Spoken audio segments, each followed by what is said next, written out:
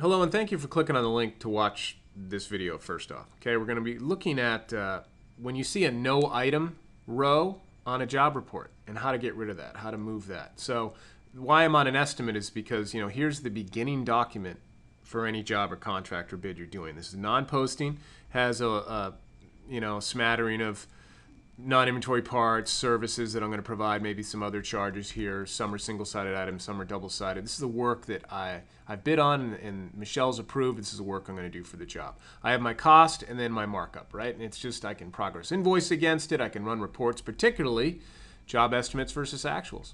And I have some estimated cost. I've started to enter some actual cost. I'm paying my subcontractor for some framing. But I look down here and I go, wait a minute, no item.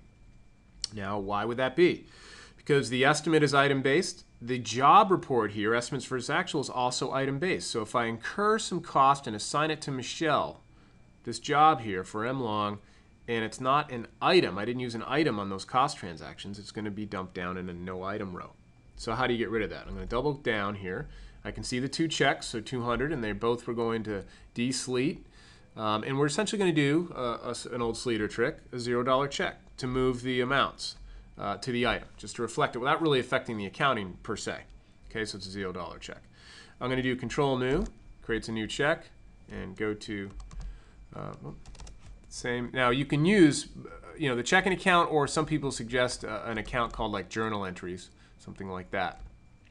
And I'm going to continue writing the check, Control Delete, so it's remembering what I did last time.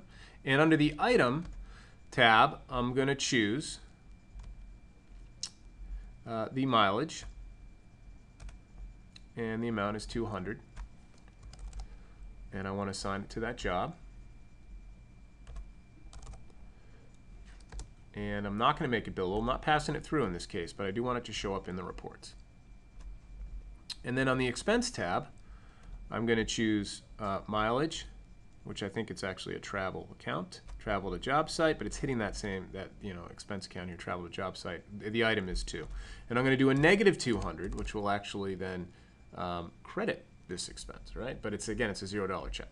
So recalculate, but I don't want to double book the expense account. I want it to just be $200, so it's a $0 check, but I do want to move the amount over to the items and make sure that's over there, right? So hit the customer job again.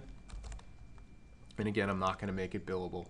And then go ahead and click Save and Close. And when we go back to that report, the amount's moved out of no item, and now it's gone into my travel expense or travel item mileage, right? There's a 200 right there. So that's how easy it is to rectify that. Hope that was helpful, and you guys have a pleasant day.